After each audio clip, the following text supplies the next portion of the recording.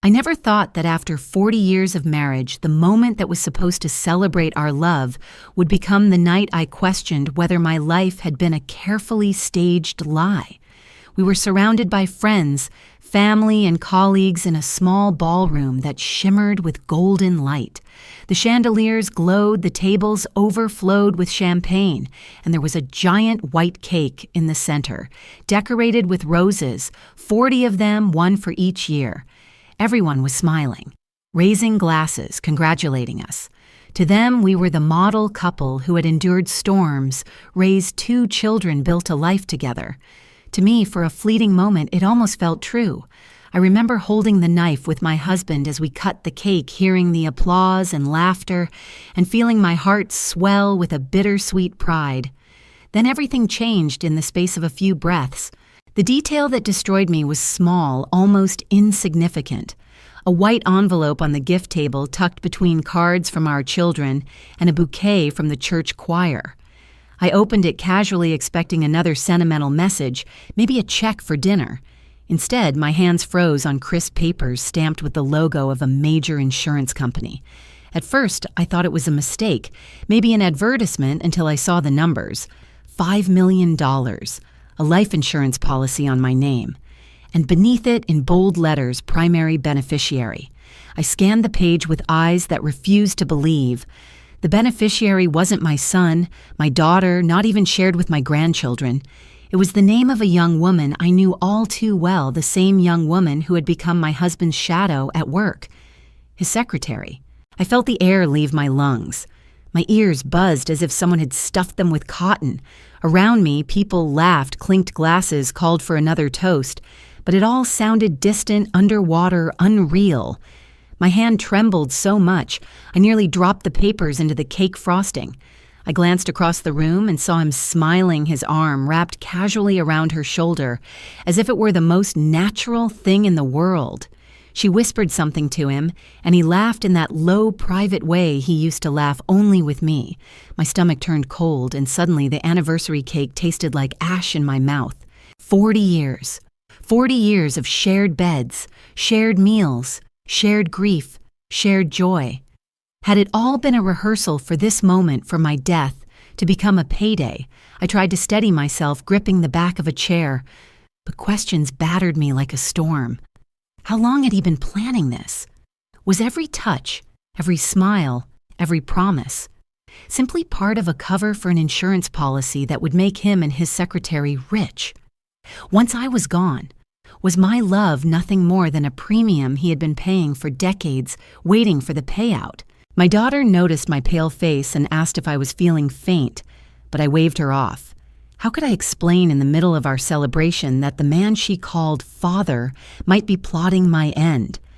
I slipped the papers back into the envelope, hiding it under my shawl, but my hands shook uncontrollably.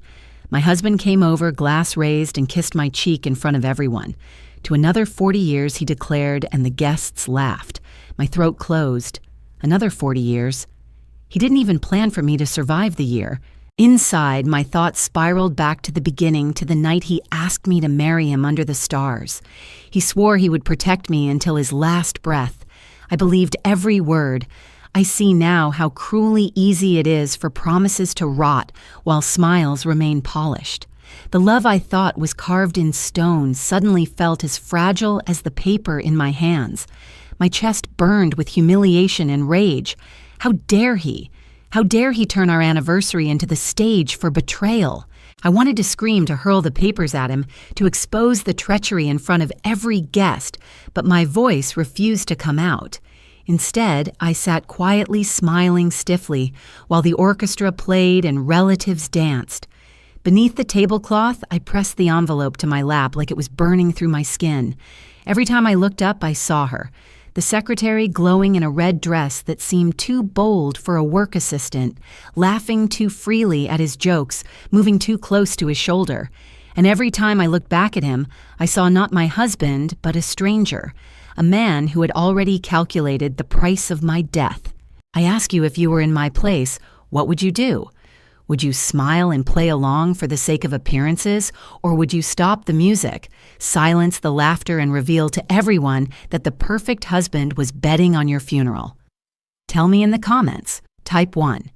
If you believe this is betrayal beyond forgiveness, or hit, like if you think I should try to understand. I need to know how far trust should bend before it finally breaks. Because I cannot forget the look on his face when our eyes met across the dance floor. It was not the look of a husband admiring his wife. It was the look of a man checking the clock, measuring the wait until a contract matures. And in that instant, with my fingers clutching the evidence, I realized I was no longer celebrating 40 years of marriage. I was standing at the edge of a secret war for my life. The night of the anniversary ended with applause and photographs, but for me, it ended with silence. I lay in bed staring at the ceiling while he snored beside me. He had drunk too much champagne, his laughter still ringing in my ears. I held the envelope against my chest under the blanket as if it were a weapon. Sleep didn't come. Only questions. Only images of him and her and the bold numbers on the page that turned my 40 years into a price tag. When the sun finally broke through the curtains, it illuminated the same man I had shared a bed with for decades, and yet he felt like a stranger. I forced myself to smile when he asked me to make coffee. My hands trembled as I poured, and when he kissed my cheek before leaving for the office, I almost recoiled. It was as if his lips carried poison. From that morning forward, every little thing became a signal, every detail an omen. He began coming home later than usual. He used to be predictable walking through the door at 6, with his tie loosened and his jacket folded over his arm. Now it was 7, 8 sometimes, even 9, always with excuses. Traffic was terrible, he'd say, or the meeting ran late. But when I looked at his clothes, I could smell faint traces of perfume. Not my perfume, not the soft rose I had worn for years, but something younger, sharper, sweeter, like crushed lilies and vanilla. It clung to his jacket, to the collar of his shirt, to the leather seats of his car. At first I told myself I was imagining things. Perfume lingers in elevators in crowded offices, but the scent was too consistent, too personal. I started to recognize it as hers. She had once walked past me in the lobby wearing that same fragrance, and now it haunted my nights. The way he looked at his phone changed too. He used to leave it anywhere on the kitchen counter in the bathroom, sometimes even in the car. But now it was always in his pocket screen down, and if it buzzed, he would glance quickly before slipping it back. One night while he showered, I reached for it on the nightstand. It was locked. He had never locked his phone before. That single fact told me more than any message could have. He came out of the bathroom and saw me sitting too close to it. His eyes narrowed, not with fear, but with calculation, and then he smiled as if nothing were wrong. "Are you tired?" he asked. Wrapping the towel around his waist, my heart pounded, but I forced a smile. A little. He kissed my forehead, but I couldn't feel warmth. I felt suspicion heavy and suffocating. I began to keep track of the hours, a notebook hidden in my drawer filled with dates and times. Tuesday, home at 8:45. Wednesday, didn't answer my call from 6 to 7:30. Friday, came home smelling of that perfume again. I wrote it all down as if keeping a record could protect me from insanity. Because that's what betrayal does. It makes you doubt your own mind. I needed proof that I wasn't imagining things, that I wasn't paranoid. Every time he came home late, I forced myself to smile and ask about his day, and every time he gave me vague answers, my chest tightened. I remembered the papers, the insurance. I remembered the beneficiary's name. Every late night, every secretive glance at his phone became another thread tying back to that envelope. One afternoon, I decided to surprise him at the office. It had been years since I brought him lunch, but I packed a small basket with sandwiches and cookies. When I arrived, the receptionist smiled politely, then faltered. "Oh, Mr. Roberts isn't here. He left for a client meeting." I stood there clutching the basket and asked when he would be back. She hesitated. He didn't say. I felt the room tilt. I left the basket on the counter and walked out into the heat of the afternoon, the sun burning, but my body cold. Later that night, he came home with the same excuse client meeting. I asked where. He said Dallas. But his gas receipt the next morning was stamped from a station near the beach an hour away. That small slip was like a crack in a mask. He didn't notice I had seen it. He didn't notice my hands shake as I folded the receipt and placed it carefully in my notebook. The tension grew with each passing day. At dinner, he spoke less, his eyes distant. He picked at his food, barely noticing what I cooked. Once when I asked if he liked the soup, he looked startled as if I had interrupted a dream. He forced a smile. "It's good." But his voice was empty. My mind flashed back to the early years when he would compliment every dish, tease me reach across the table to touch my hand. That man was gone. In his place was someone who measured every word, every gesture, like a man rehearsing a lie. And yet I remained silent. To our children, we were still the happy couple celebrating 4 decades of love. They called to congratulate us, to thank us for setting an example. I smiled through the phone, my voice bright, while my heart crumbled. I couldn't tell them. Not yet. Because what if I was wrong? What if all of this was nothing but suspicion and fear? That doubt gnawed at me. But the envelope hidden in my drawer whispered otherwise. $5 million. Her name. My death. One night, unable to bear the silence, I followed him. He left at 7, claiming a late client dinner. I waited 10 minutes, then got into my car and drove after him. The streets blurred under the rain headlights streaking like ghosts.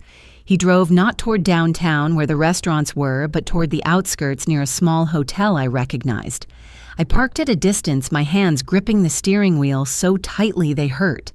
I watched him step out, straighten his jacket, and look around. And then she appeared, the secretary. She ran to him, her umbrella tilting in the rain, and he reached to cover her with his coat. They laughed, their bodies closed, their silhouettes merging in the dim light of the hotel sign. My vision blurred with tears. I couldn't breathe. I couldn't scream.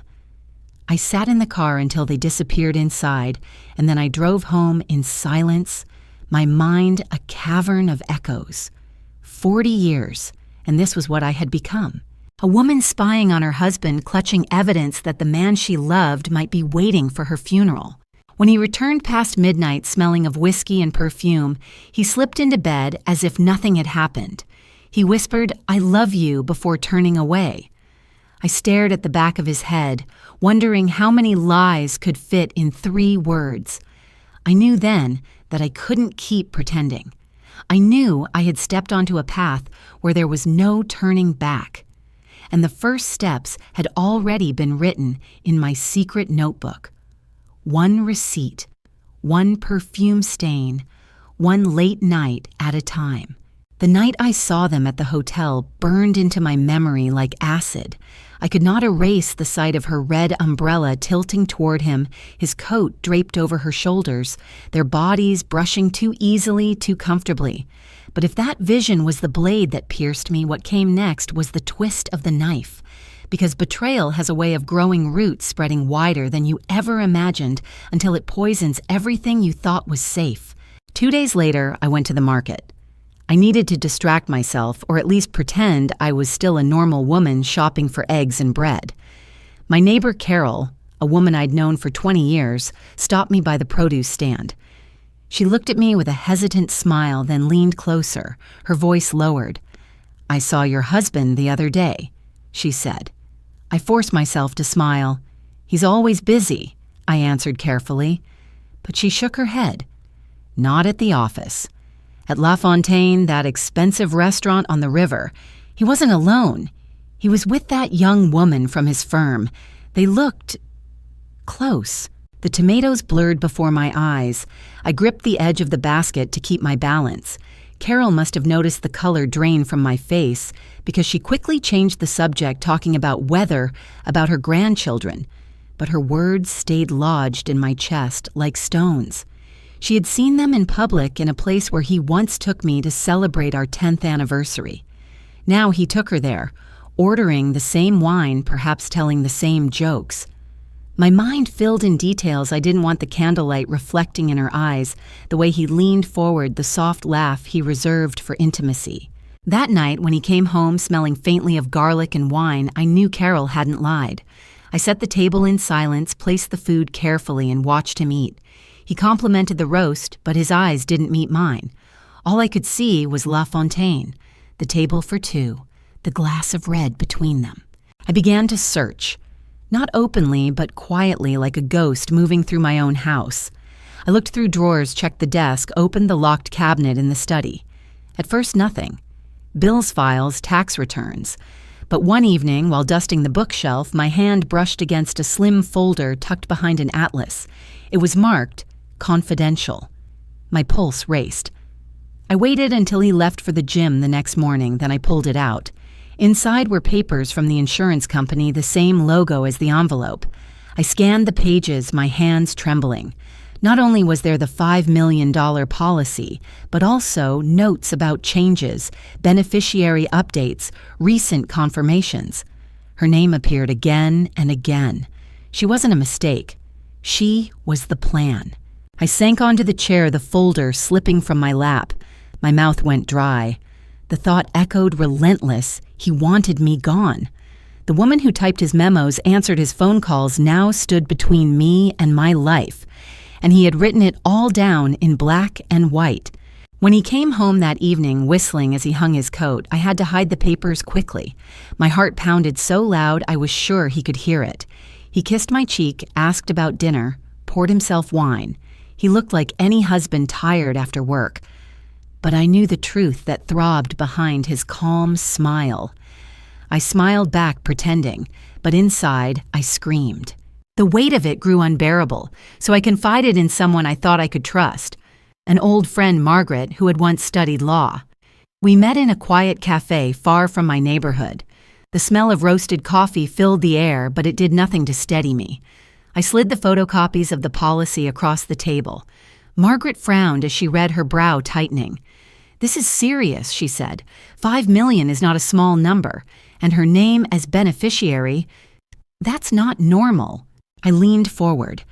What does it mean? Could he? My voice broke. I couldn't say the words. She finished for me. It means if something happened to you, she would become very wealthy. Too wealthy. Her eyes met mine, sharp with concern. You need to be careful. Very careful. Her warning made my blood run cold, because I had already seen the perfume, the hotel, the secrecy. Now the papers confirmed it. And Margaret's voice, steady, professional, gave weight to my darkest fear. I wasn't just a wife facing infidelity. I was a wife standing in the crosshairs of a plan. I left the cafe with shaking hands. On the sidewalk, people bustled, children laughed, cars honked. The world looked normal, but for me, nothing was normal anymore. I walked home like a ghost, clutching the folder under my coat. That night, I lay awake staring at him as he slept peacefully, as if he hadn't signed my death into a contract. I thought of Margaret's words. Be careful, very careful. As the days passed, I noticed how he studied me. When I coughed, his eyes flicked toward me, calculating. When I stumbled slightly on the stairs, his lips tightened in something that wasn't quite concern. It was as if he were waiting, watching, timing. I began to fear the food on my plate, the drink in my glass. Every sip of wine tasted like suspicion. Every bite of soup felt like poison. The betrayal widened further when I overheard a conversation I wasn't meant to hear. One evening, he took a phone call in the study. He closed the door, but the wood was thin. I passed by quietly, holding my breath. His voice was low, urgent. Yes. The paperwork is in order. She doesn't suspect. No, it's just a matter of time. I froze, my blood pounding in my ears. I wanted to burst in to scream, but fear glued me to the floor. When he hung up, I rushed to the bathroom and vomited. That was when the walls began to close in. Because betrayal is not only about the person who hurts you, it's about the way everyone else refuses to see it. When I hinted to my daughter that her father seemed distant, she frowned. Mom, you're imagining things. Dad has always loved you. He worked hard for us. My son was worse. You're paranoid, he said. Maybe you're just lonely. Don't push him away. Their words cut deeper than his lies. My own children blind to the danger, thinking I was the problem. I wanted to shake them to show them the papers, but I couldn't. Not yet. They wouldn't believe me. Not until the truth screamed so loud no one could ignore it. So I remained silent, carrying the weight alone, the evidence hidden in my drawer, the suspicions carved into my notebook. At dinner, I smiled when he spoke, laughed when he joked, played the role of devoted wife. But inside, I was counting days, counting breaths, waiting for the moment when silence would no longer protect me. And through it all, her shadow lingered, the secretary. I saw her name on his calendar, her initials scribbled on notes, her perfume wafting from his clothes. She wasn't just a distraction. She was the heir to my life. Every time I looked at her name, I felt my body tighten with rage and terror. Because my story wasn't just about betrayal anymore. It was about survival. And survival meant I could no longer pretend that love was enough to keep me safe. The hardest part of betrayal isn't the moment you discover the truth. It's the slow erosion that follows the days and nights, where you carry the secret alone, and everyone else insists you're imagining it. That was what broke me more than anything. My husband still smiled in front of others, still held my hand at church, still whispered, "I love you," in front of our children.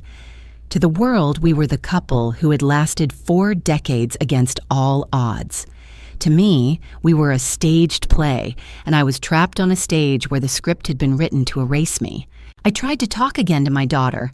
I invited her for lunch, set the table, carefully baked the apple pie she loved as a child. For a moment, I almost believed we were back in those simple days, mother and daughter laughing in the kitchen. But when I began to share my doubts about his late nights, the perfume, the policy, I saw her face close. "Mom, stop," she said firmly. "Dad has always been faithful to you. Don't let paranoia ruin your marriage." Her words stabbed me. Paranoia, as if I were a madwoman inventing shadows. I pushed the pie toward her, hiding the tears that burned my eyes. She didn't notice. She just hugged me quickly and left, shaking her head. My son was no different. He called one evening, his voice impatient. "Mom, you have to stop suspecting Dad. He's not young anymore. Maybe he forgets things. Maybe he works late, but that doesn't mean he's plotting against you. You're letting your imagination run wild." I wanted to scream into the phone to tell him about the policy, the beneficiary, the hotel. But I couldn't bring myself to destroy his image of his father. I hung up with my heart in pieces. My own children thought I was losing my mind. That isolation ate at me. Every laugh from my husband sounded false. Every touch felt staged. But when he played the role of doting father in front of our children, I saw the trust in their eyes, the pride they still carried. And I felt myself shrinking, doubting. Was I the crazy one? Was grief over lost youth making me imagine betrayal where none existed? But then I would open the drawer, see the insurance papers with her name written in neat legal letters, and the doubt would vanish. I wasn't crazy. I was trapped in a cage of lies, and no one wanted to see the bars but me. The pressure grew in subtle, suffocating ways. He began to comment on my health, small remarks delivered with a smile. "You've been coughing more lately. You should be careful on the stairs at your age. Maybe you should see a doctor about that headache." Each phrase dripped with sweetness, but the undertone was clear. He was watching me, waiting, perhaps even hoping. Every time I stumbled even slightly, his eyes lit with something cold. I began to feel as though he were measuring my life in days, in breaths, in policies. Meals became torture. I stared at my plate suspiciously, my appetite gone. Was the soup safe? Was the wine laced with something he often insisted I drink with him? Just one glass, he'd say, raising his. When I refused, his smile faltered for an instant, then returned. That fleeting shadow of annoyance told me more than words could. It told me he was waiting for me to swallow what he placed in front of me to trust him one last time. I stopped drinking anything he poured. I stopped eating if I hadn't cooked it myself. Survival made me cautious, but caution made me look insane. He must have noticed, and the tension between us thickened until the walls of the house themselves seemed to watch. I couldn't escape him. Everywhere I turned, his presence loomed. At night, his arm over me felt like a chain, not comfort. In the morning, his smile at breakfast felt like mockery. Even our neighbors admired him, waved to him, praised our marriage. I wanted to shout across the street to tell them all what he had done, what he was planning, but my voice stuck in my throat. I was a prisoner in my own home, and the warden wore the face of the man I had once trusted most. The suffocation grew worse when I overheard him speaking with her again. This time, it wasn't on the phone. He invited her into the house one afternoon under the pretense of work. I pretended to nap in the bedroom, but the walls carried their voices. I heard her laugh soft and conspiratorial. I heard him whisper, "Patience. Everything is almost ready."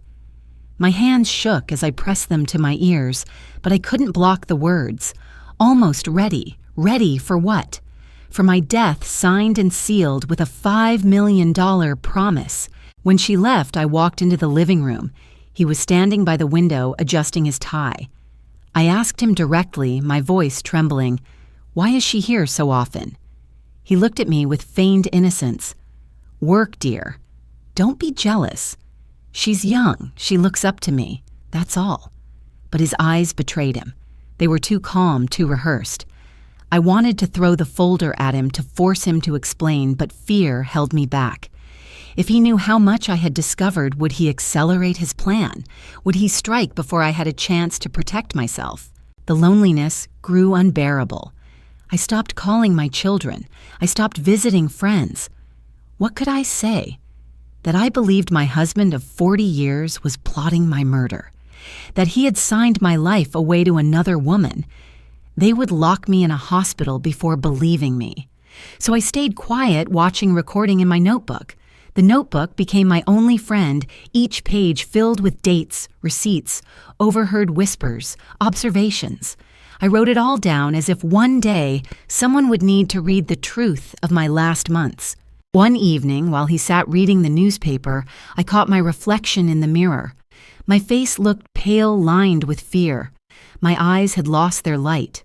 I realized then that betrayal doesn't only kill trust, it kills you slowly from the inside even before the final blow.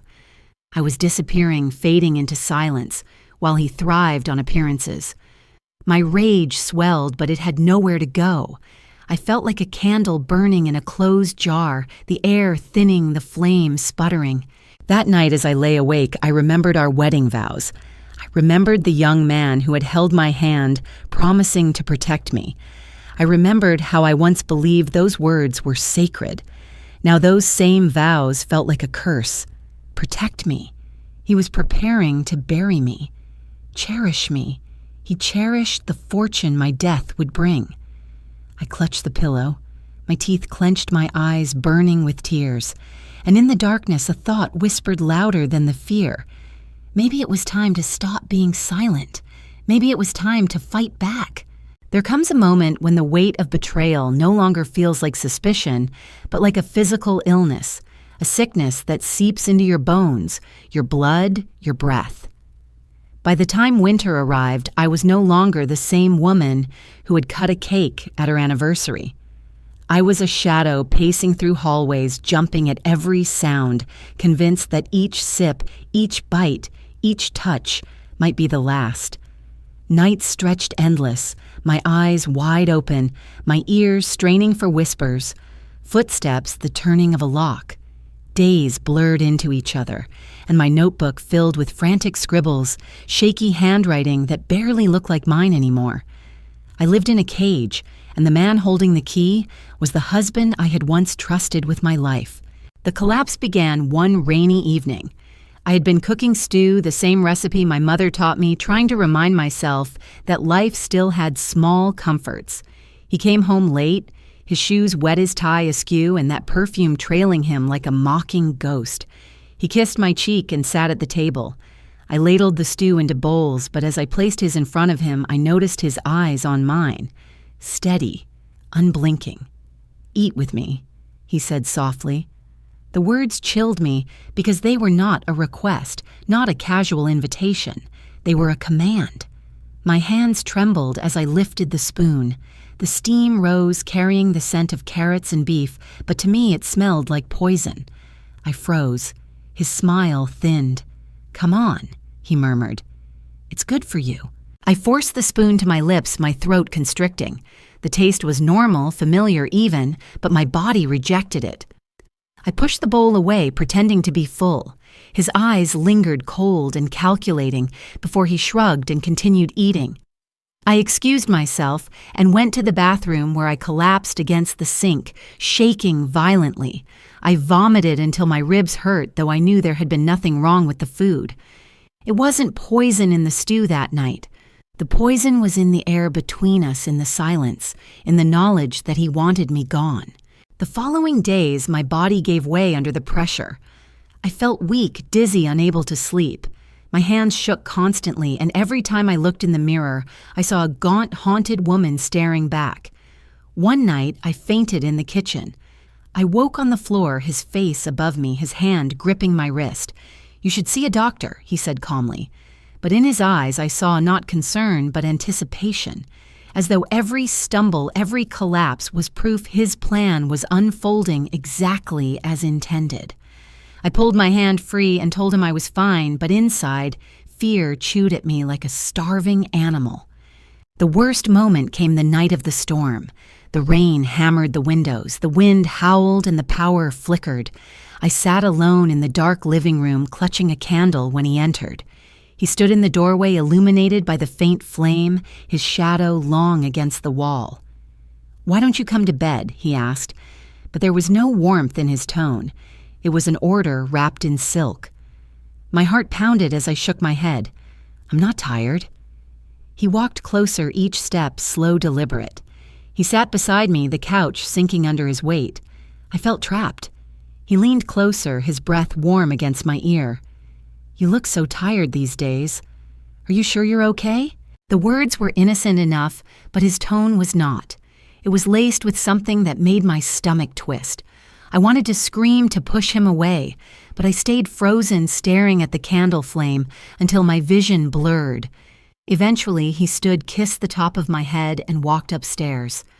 I sat there until dawn, the candle melted to wax, convinced that if I had followed him, I might not have woken up. It was after that night that I began to break down completely.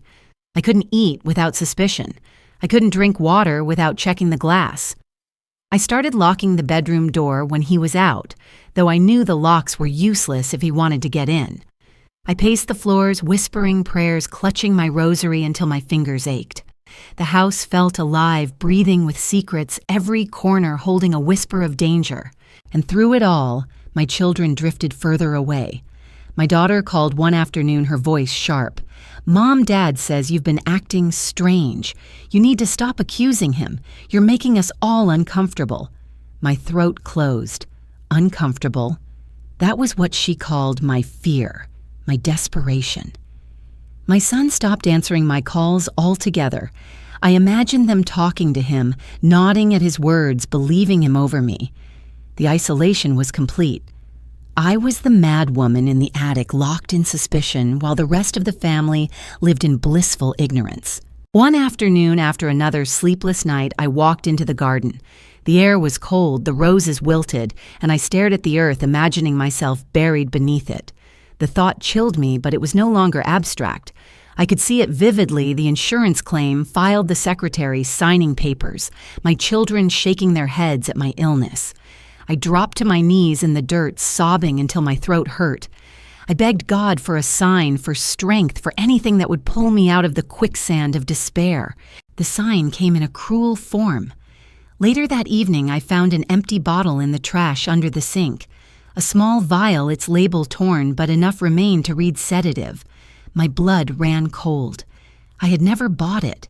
I never took anything stronger than aspirin. My mind raced. Was he slipping it into my food? Was that why I felt so weak, so dizzy I clutched the bottle, my knees buckling and collapsed against the counter?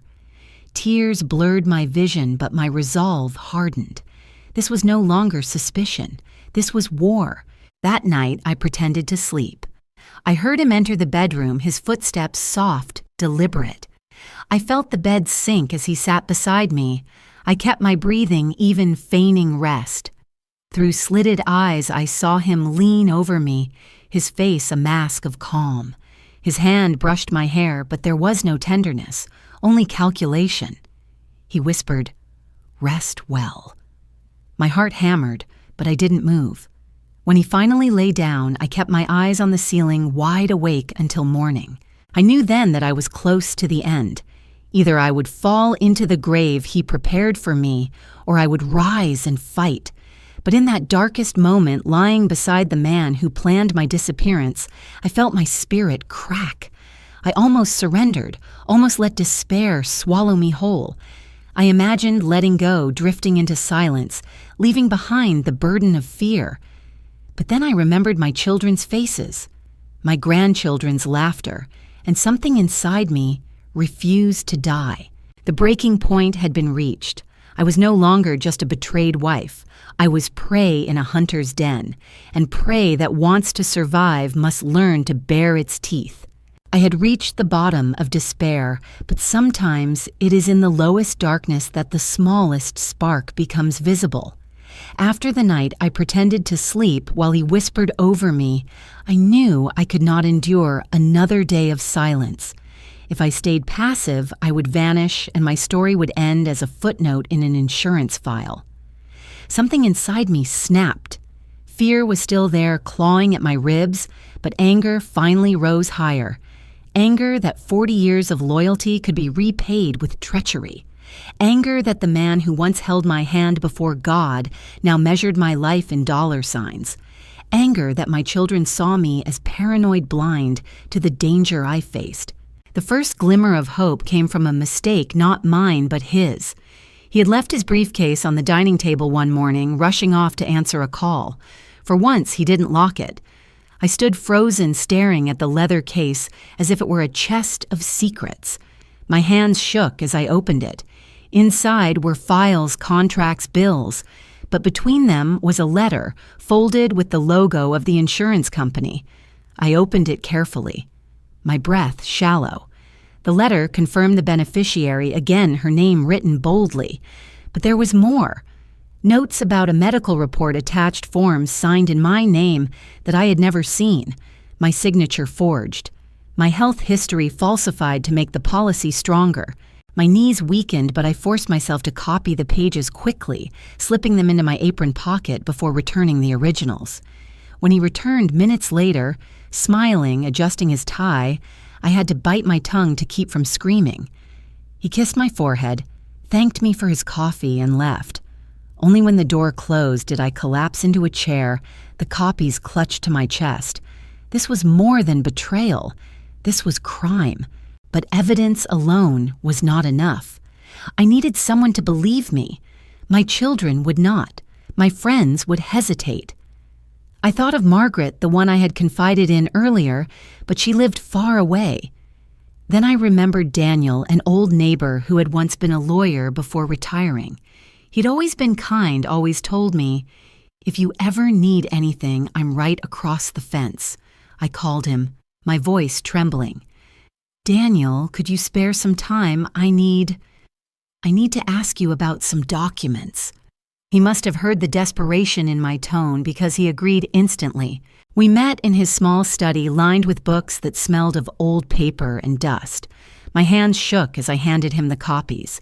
He adjusted his glasses, read carefully, and his face darkened. "This is serious," he said finally. "Forged signatures. False medical information, a beneficiary unrelated by blood or marriage. This is fraud, and worse, it could be intent to harm." The words hit me like thunder. Intent to harm. I wasn't paranoid. I wasn't imagining things. A professional voice had confirmed what my heart already knew. Tears filled my eyes, but they were not tears of despair this time. They were tears of validation, of rage sharpened into resolve. Daniel put a hand on mine. "You cannot confront him directly yet. Not without a plan. You need to protect yourself, gather more evidence, and be very careful." His advice anchored me. For the first time in months, I felt less alone. I had an ally, I had proof, I had a path. From that moment, my role shifted. I no longer drifted through the house like prey waiting to be hunted. I moved with purpose. When he smiled, I smiled back, but my mind was already calculating. When he poured wine, I lifted my glass, but my fingers carefully avoided touching it. At night, while he snored, I slipped from bed and photographed his papers. During the day, I played the perfect wife, but secretly I documented everything: the bottles in the trash, the receipts, the whispered phone calls. My notebook became evidence, no longer just a diary of fear. The change in me must have been subtle, but I felt it like armor. One evening, he studied me across the table, his eyes narrowing. "You seem different," he said. I forced a smile. 40 years changes anyone, I replied. He chuckled, but suspicion lingered in his gaze. I knew I had to be careful, but inside, I savored the shift. For once, it was he who wondered what I knew. The plan became clearer with each passing day. Daniel advised me to store copies of all evidence with him hidden safely outside the house. "If something happens to you, these documents will speak," he told me. The thought chilled me, but it also gave me strength. If he thought he could erase me silently, he was wrong. My voice would echo through paper and ink. One night, I overheard a conversation more damning than anything before. He thought I was asleep when he called her. His voice was low, urgent. "It won't be long. The policy is solid now. She's weaker every day. Be patient." My blood boiled. I wanted to burst out of the room and scream, but instead I recorded it on my phone, my hands trembling as I held it under the blanket. When he hung up and returned to bed, I kept my eyes closed, my heart hammering. That recording became another weapon in my arsenal. I ask you, if you were me, what would you do with this knowledge? Would you confront him and risk everything? Or would you bide your time, gathering every shred of proof until the storm broke? Tell me comment 1. If you think I should expose him immediately or press. Like if you believe patience is the key. I want to hear from you, because when you stand on the edge between life and death, every choice feels like a gamble. But one thing was clear: I was no longer the broken woman sobbing on the kitchen floor. I was no longer the wife doubting her sanity, while her children dismissed her fears. I was a woman sharpening her truth like a blade. I would not be erased, not quietly, not easily. The storm was coming, and this time I would not cower. I would meet it head-on with evidence in one hand and fury in the other. I had spent weeks collecting proof-hiding copies, with Daniel recording whispers in the dark, writing down every slip, every suspicious look. The evidence was there, stacked like stones, heavy and undeniable. But evidence does not quiet the heart at night. Evidence does not silence the fear when you hear footsteps in the hallway and wonder if tonight is the night. At some point, fear stops running. At some point, it bares its teeth and confronts the predator head-on. That night came sooner than I expected. It was a Tuesday evening. The rain fell steady, tapping against the windows, a rhythm that sounded like a countdown. He came home later than usual, his coat damp, his face flushed with wine. I sat at the dining table with nothing but a lamp between us, the light casting harsh shadows across his face. I had already decided that tonight I would no longer play the silent wife. Tonight I would speak. He entered, loosened his tie, and smiled. "Why are you still up?" he asked lightly. But there was a flicker of suspicion in his eyes when he saw the table set with 2 glasses of water, no food, no wine. I folded my hands in front of me, steadying them so he wouldn't see the tremor. "We need to talk," I said. He paused, then chuckled as if I were a child making a bold statement. About what he asked, hanging his coat. About us. About what you've been doing. My voice was low, but there was steel in it. He raised an eyebrow, pulling out the chair opposite me. He sat slowly, leaning back with calculated calm. "And what exactly have I been doing?" For a moment, my throat closed, but then I remembered the folder, the forged papers, the recording. My anger surged, carrying my voice forward. The policy. $5 million. Her name. Your secretary. His smile faltered for an instant before returning, but it was thinner now, stretched too tight. Policy. You've been snooping, haven't you? He said softly. That's not healthy. That's paranoia. Don't call me paranoid. I snapped louder than I meant. My hands clenched on the table. I've seen it, my signature forged, my health records falsified, and her name written where my children's should be. The air between us crackled with tension. His jaw tightened, and for a second the mask slipped. His eyes, usually warm in front of others, turned cold and flat. You shouldn't go through my things, he said evenly. It creates problems where none exist. No, I said, my voice breaking but fierce. You created the problem when you decided my death was worth more than my life, when you decided 40 years of marriage could be cashed in like a lottery ticket. Silence. The rain against the windows filled the room. He leaned forward, his elbows on the table, his voice a whisper edged with steel. Careful with your words. You don't know what you're accusing me of. I held his gaze, though my heart pounded like a drum. I know exactly what I'm accusing you of. I heard you. On the phone. I recorded it. She's weaker every day, you said. Be patient. Do you deny it? For the first time, his composure cracked. His eyes narrowed, his lips pressed into a thin line. He exhaled slowly, then leaned back, forcing a smile that didn't reach his eyes. You misunderstood. You always misunderstand. That's the problem. No, I whispered. The problem is that I trusted you.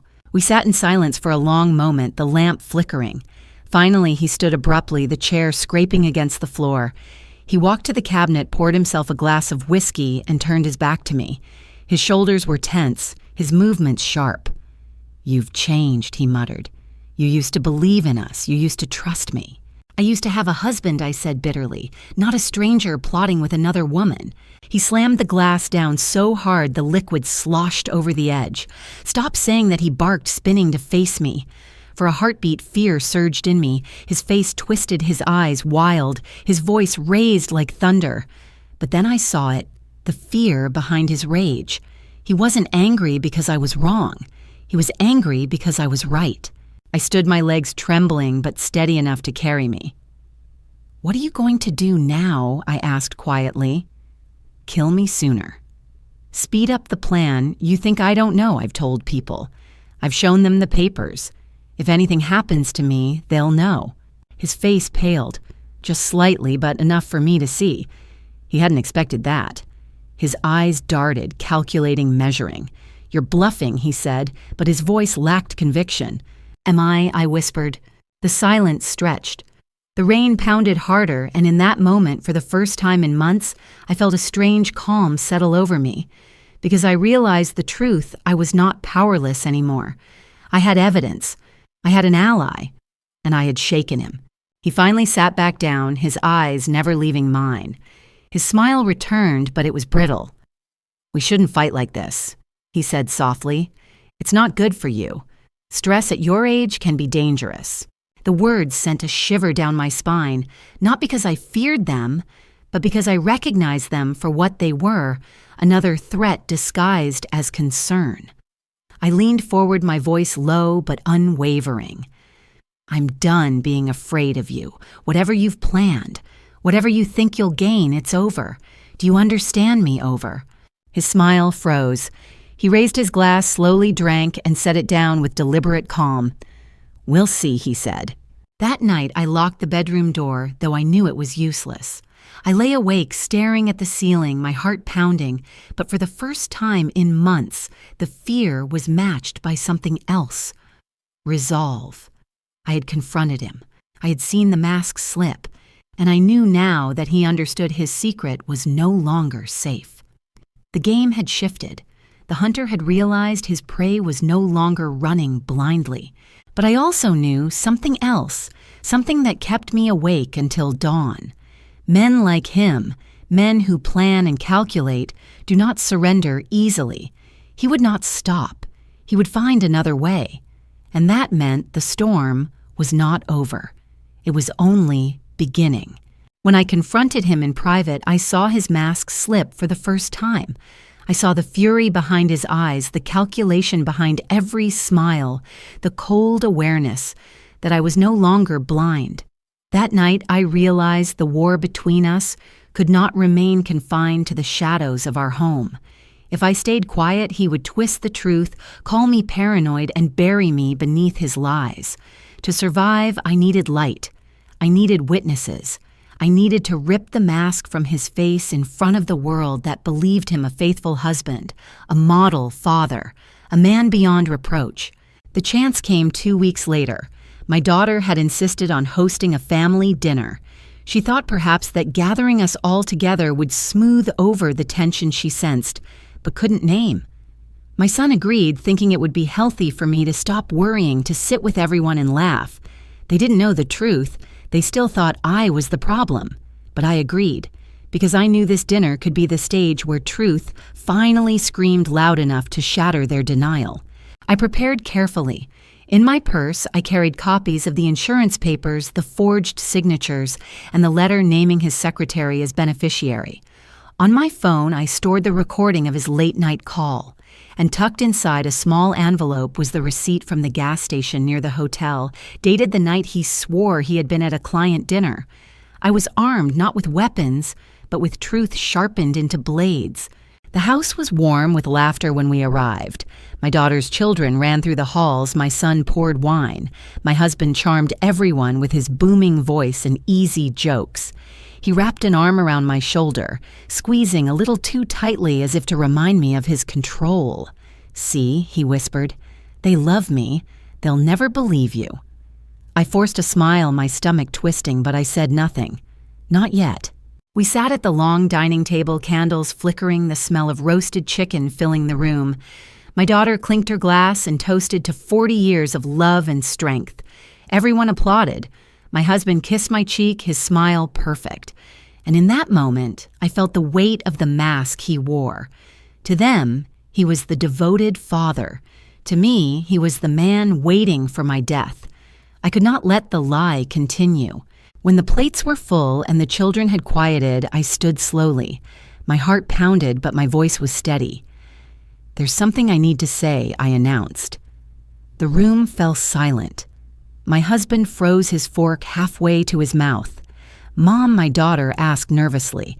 I took a deep breath. For months, I've lived in fear. Fear that the man sitting beside me, the man you call father, has been planning not to love me, but to bury me. Gasps filled the room. My son frowned. "Mom, please." I reached into my purse and pulled out the papers. This is his life insurance policy. $5 million. On my life.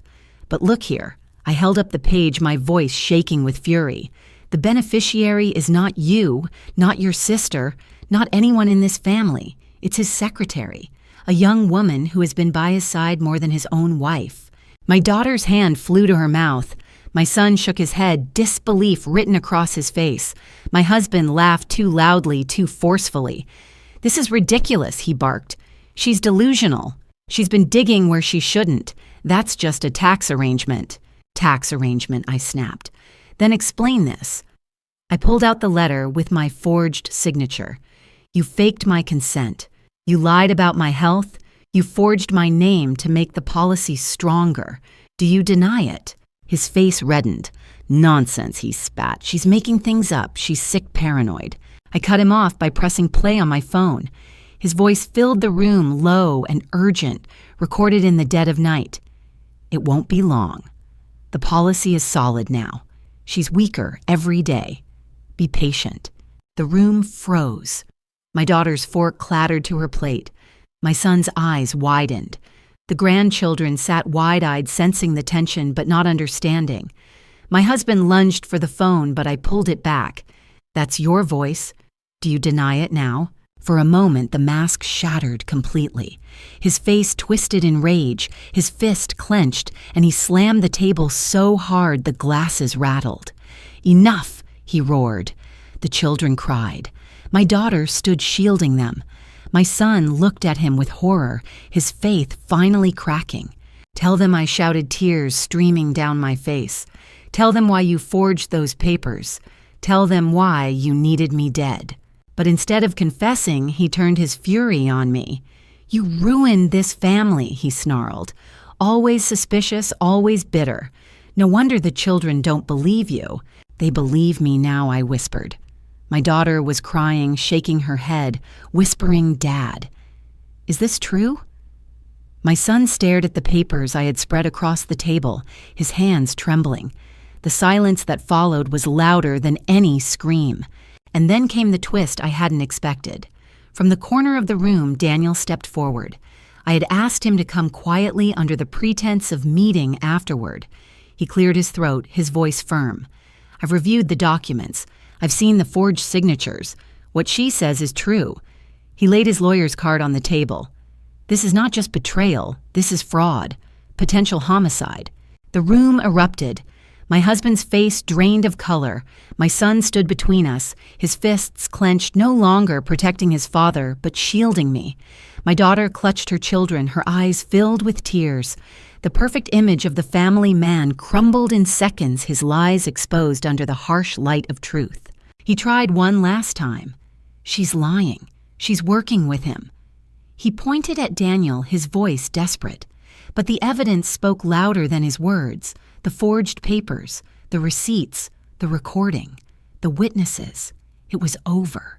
I straightened, my voice steady despite the tears. "For 40 years I believed in you. I gave you everything. And you turned me into a paycheck waiting to be cashed. But not anymore. Everyone sees you now. Everyone knows." He stared at me, his chest heaving, his eyes burning with hatred. But it no longer mattered. The mask was gone, and in its place was the monster he had always been. And this time, the world saw it too. When the last word left my mouth, the silence in the room felt like thunder. For a few seconds, no one breathed. Then the dam broke. My daughter burst into tears, clutching her children as if to shield them from the storm that had just crashed down around our table. My son stood frozen, staring at his father, as if seeing him for the first time in his life. The grandchildren whispered to each other, frightened by the shouting, but too young to understand. And Daniel's steady voice cut through the chaos like a blade. "This is not just suspicion," he declared, his eyes never leaving my husband. "This is evidence. Forged signatures, fraudulent insurance recordings of intent. What you've done is not only betrayal of your wife, it's a crime, punishable by law." The words hung heavy. My husband's face drained of color, but his mouth twisted in rage. "You're all fools," he spat. "She's sick, paranoid, dragged you into her delusions. This is nothing." But it was something. It was everything. And for the first time, my children didn't defend him. My son's voice shook, but it was firm. "Dad, I've never heard Mom speak like this. She has proof. She has recordings. She has someone outside this family who saw the documents. You lied to us."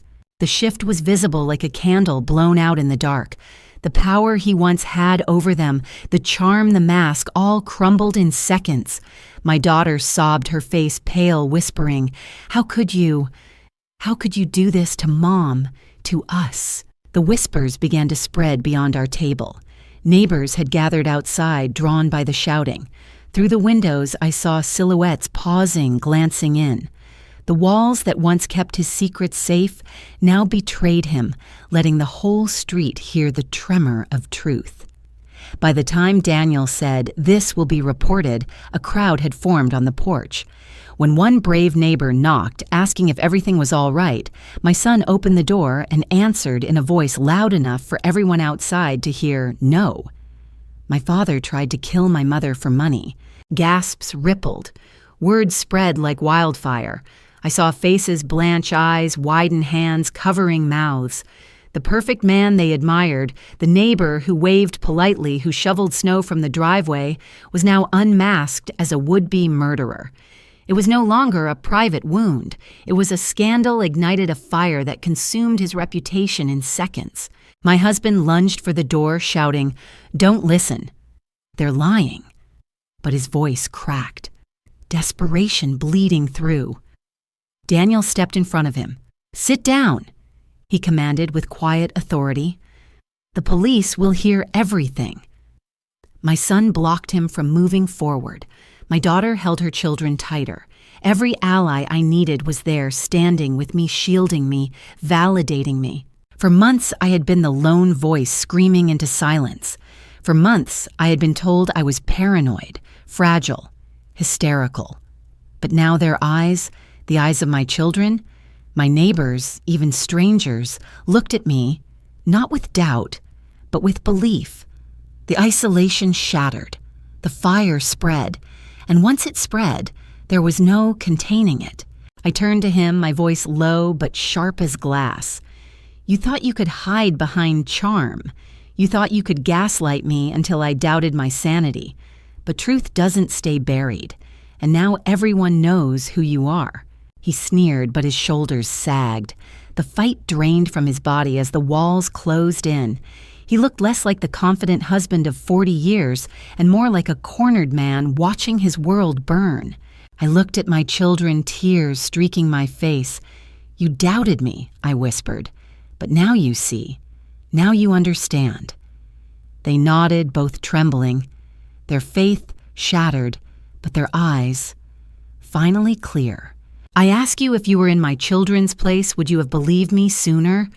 Would you have stood by me before the evidence screamed, Comment 1.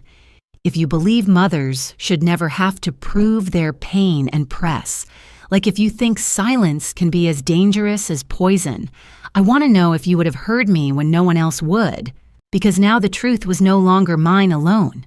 It belonged to everyone who witnessed it, the neighbors who spread the word, the lawyer who stood by me, the children who could no longer close their eyes. The fire had spread, and there was no going back. And in that moment, for the first time in what felt like an eternity, I felt something that had been stolen from me. I felt vindicated. The night of the dinner ended with slammed doors, broken glasses, and silence so thick it felt like fog. But in that silence, something irreversible had already shifted. His mask was gone. His lies had burned. The man who once carried himself like the head of the family, the one neighbors admired, children, trusted colleagues respected, was now just a hollow shell pacing the kitchen, muttering denials no one believed anymore. My son called the police before dawn. Daniel handed over the documents. My daughter, though trembling, gave her statement. For the first time, I wasn't the only one carrying the burden. When the officers came, their flashlights sweeping the living room, my husband tried one last time to charm them. This is just a family dispute, he said smoothly, though sweat glistened at his temples. But the forged papers, the recorded call, the lawyer's presence, they all spoke louder than his words. He was taken away in handcuffs while the neighbors watched from their windows. The man who once waved every morning now avoided their gaze. His head lowered his wrists, bound. The community's whispers spread faster than fire.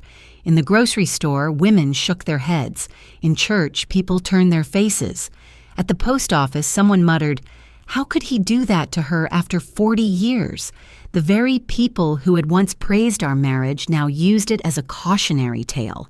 He became a pariah, a name spoken with disgust, a warning about greed and betrayal. For me, the aftermath was not triumph, but exhaustion. My body felt like an empty vessel drained by months of fear, but slowly, piece by piece, strength returned. My children began to look at me differently, not with skepticism, but with guilt and reverence. One evening, my daughter took my hands, her voice breaking. "I should have believed you, Mom. I'm so sorry." I held her close, whispering through tears, "You see now. That's enough." My son, too, once so quick to defend his father, stayed by my side, making sure I was never alone. Their presence was the balm I hadn't realized I craved. As the case built, more evidence surfaced. Bank records showing transfers to his secretary, emails planning new beginnings. And in every line, every transaction, every whisper I saw, confirmation I hadn't been paranoid. I had been targeted, and I had survived. He lost everything. His job terminated, his friends gone. His secretary vanished, unwilling to stand beside him once the law closed in. His name, once spoken with respect, now carried shame. He sat in a cell waiting for trial, his wealth meaningless, without freedom, his charm worthless, without believers. The man who thought he could orchestrate my disappearance ended up erasing himself. And me, I walked through the ashes of that nightmare and found fragments of myself waiting. I could breathe again without suspicion. I could drink water without fear. The taste of food no longer made me tremble. Slowly, the house that had felt like a cage began to feel like a home again. My grandchildren ran through the halls, their laughter filling spaces, once choked by silence.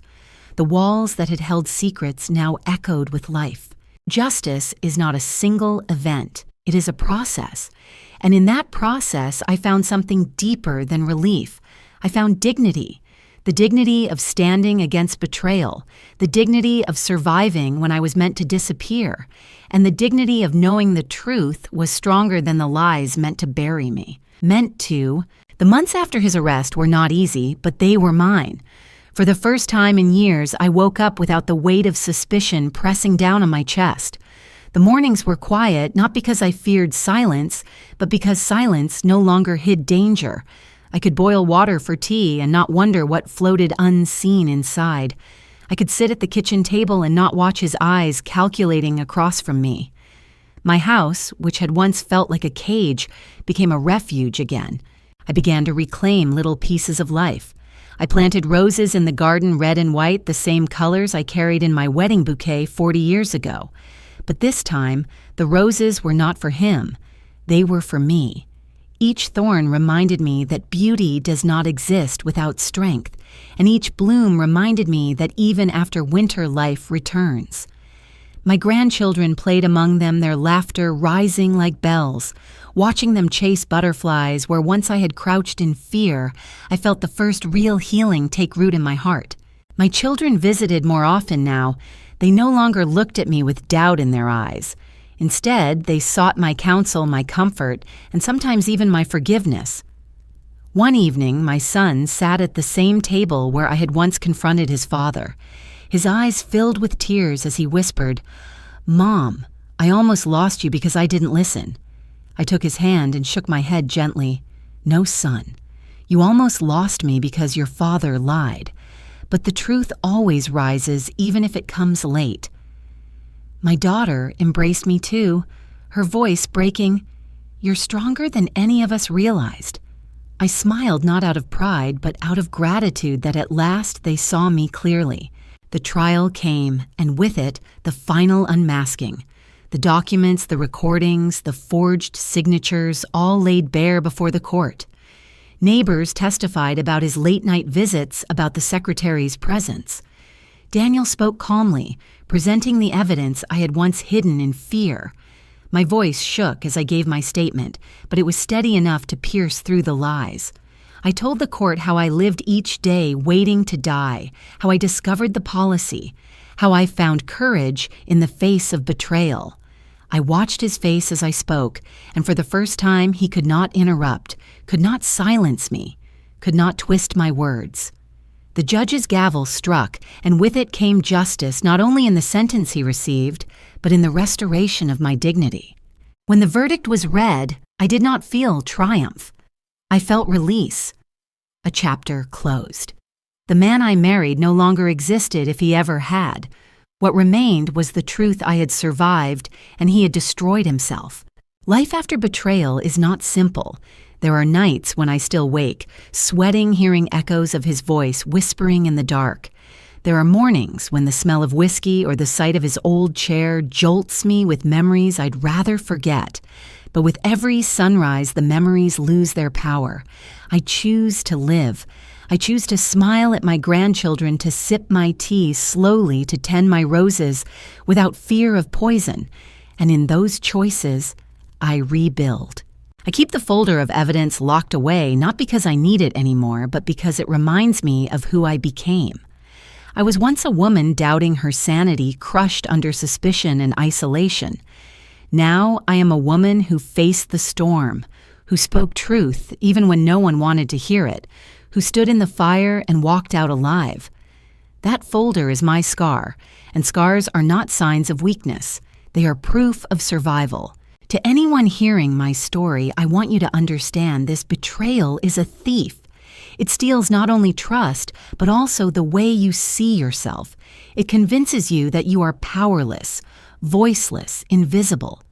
But betrayal underestimates the human spirit. You may tremble, you may cry, you may doubt your own mind, but deep inside, there is a voice that refuses to be silenced. That voice is your dignity, and once you let it speak, nothing can bury it. I look back now at the woman I was the night of our anniversary, holding that envelope, my heart breaking, my hands trembling. I want to reach through time and tell her, do not be afraid. You are stronger than you think. You will survive this, and you will be free. And I ask you, if you were in my place, would you have spoken sooner? Would you have risked everything to expose the truth, even when no one believed you? Comment 1. If you believe silence is more dangerous than confrontation, press. Like if you believe dignity is worth more than any fortune. I want to know, because maybe your voice added to mine will be the one that helps another woman realize she does not have to suffer in the shadows.